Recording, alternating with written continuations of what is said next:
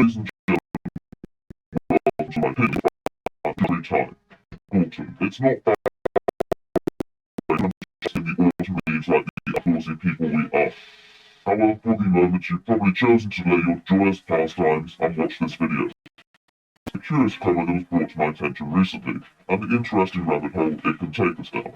Security online is something that a lot of us value as a personal liberty for our privacy and our safety. In the last decade, security online has taken multiple steps forward, but as large platforms are taking steps to protect their users, hackers are never too far behind, always looking for methods to stir up trouble, whether that's attempting to obtain user data or merely hijack someone's account for comedic purposes. Plenty of sites have encountered data breaches, and it's an unfortunate hazard that some are clearly ill-prepared for. However, as much as hackers obtaining user data justifiably causes concern on a macro basis, I think people are much more protective over the possession of their personal accounts. Because our personal accounts, regardless of size or influence, often pertain great personal value to us as a platform that can represent our thoughts, feelings, and even our creative ventures. It's a piece of us. That sort of thing can definitely be exemplified with one's YouTube account. Now, of course, many people merely create YouTube accounts for the purposes of commenting, subscribing, and following content. However, for many people, a YouTube account allows us to express ourselves, and even if we're projecting our content towards a large audience, it's still a product which feels deeply intimate to us, which is why people care about others when they have their channels unnecessarily terminated or restricted. We like to think that all in all, YouTube, in spite of their flaws, have a grip on keeping their accounts secure. However, when you look at their track record, this could be called into contention. I understand why you're wondering that the investigation resulted that no hijacking activity happened on the channel. However, I can assure you that our internal team carefully investigated this and didn't found any.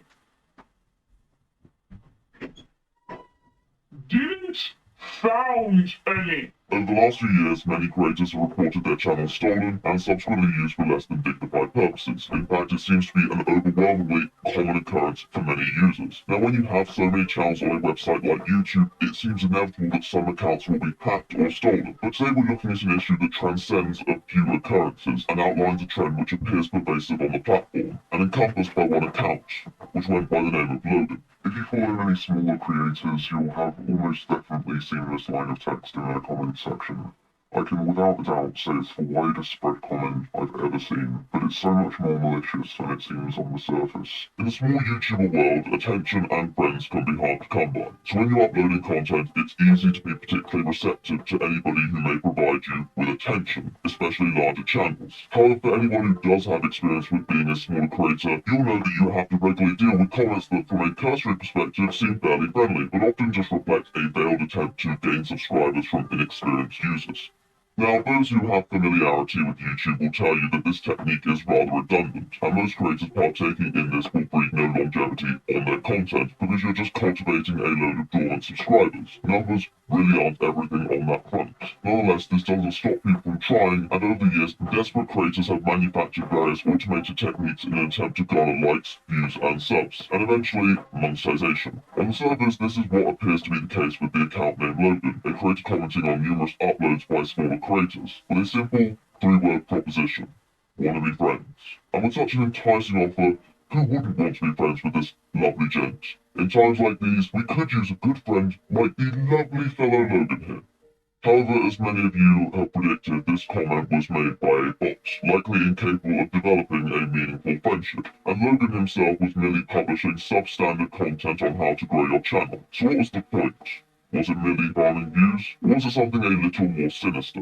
Yeah, the real way he grew his channel so large was using bots. They're all bots, but bots using real accounts. Your accounts, actually. Well, on the 13th of May, a YouTuber by the name of Evans111 uploaded a video with the subtitle, "The Most Dangerous Comment on YouTube," referring to Logan's comment in question.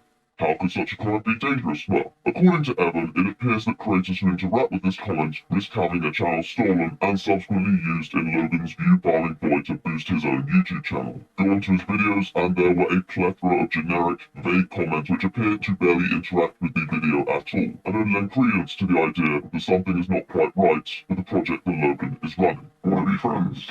Somehow, this guy developed a way of hacking people's channels solely by having them subscribe to him, and this is incredibly alarming. All these accounts posting these fake comments are real accounts. So his plague can go unnoticed on YouTube, and his channel can thrive with nobody knowing how. This is not okay. Emma postulates that this Logan character has created a bot which can take control of accounts who interact with its initial comments. He wants people to not respond or react in any way. If this was true, it would be a huge breach in YouTube's security, and not one that can be ignored. And it wasn't. In barely any time at all, Logan's account vanished, and he became another YouTube relic. All's well that ends well, right? Well, not entirely. The fact is that the perception of Logan presented may not be the entire truth, and I'll explain why very soon. In spite of all the comments disappearing, Logan's channel was very much alive. It had merely shape-shifted a little. So why aren't people doing more about this hacker? Well, probably because he may well not be a hacker. However, take a look at the evidence today, and you'll find a truth perhaps more alarming, and one that should encourage awareness from YouTubers and YouTube alike.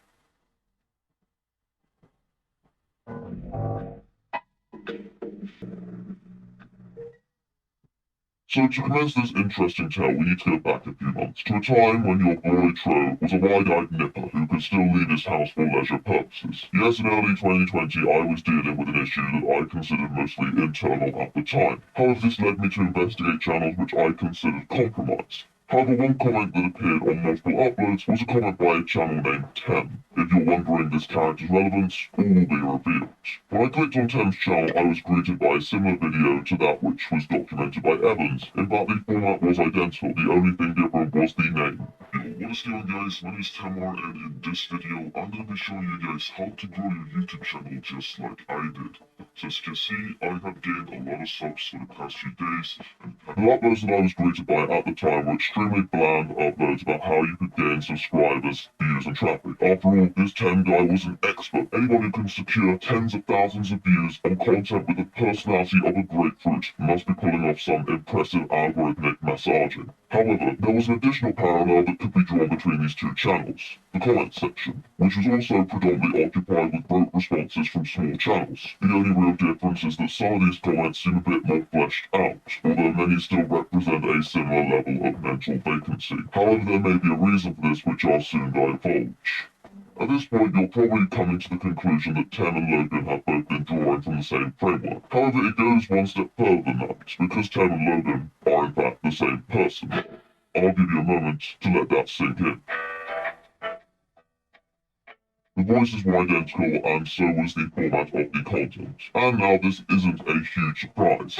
So Tem and Logan are the same person, big deal. But there are a couple more curious observations that we can make. Firstly, this isn't the only channel. In fact, his highly successful Tips and Tricks channel was launched off the back of another channel which was at that point going by the same name.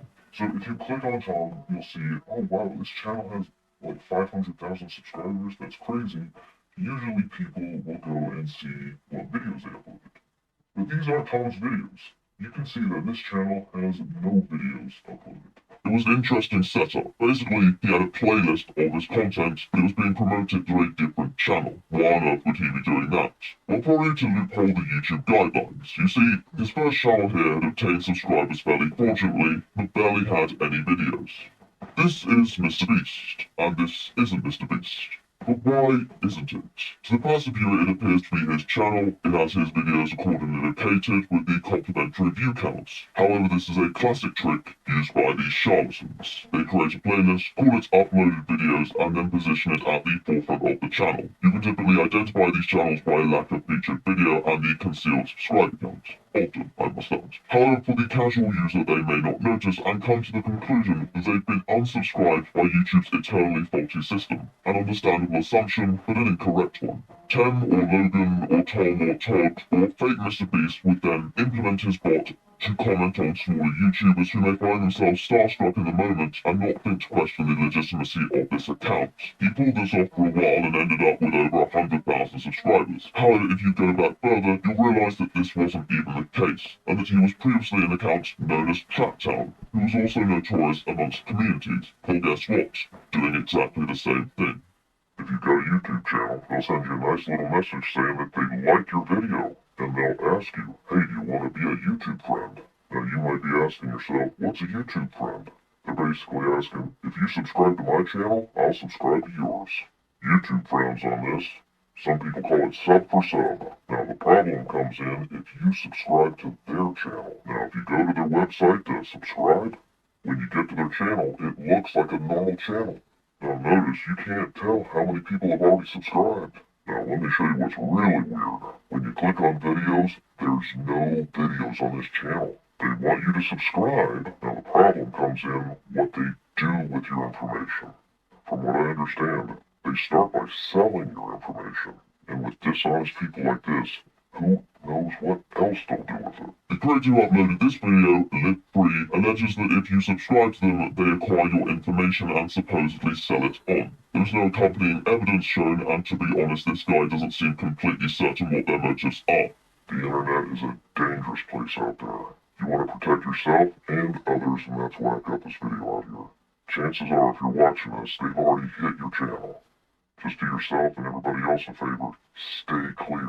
One of the strangest things is that in spite of this mass live subscriber farming campaign, if you look at one of these Social Blade archives that I saved before the channels were shut down, you notice they almost certainly bought subscribers for that channel. At some point you can see they uploaded a video, but heaven knows what that video was. It seems they were set uploading on this other channel.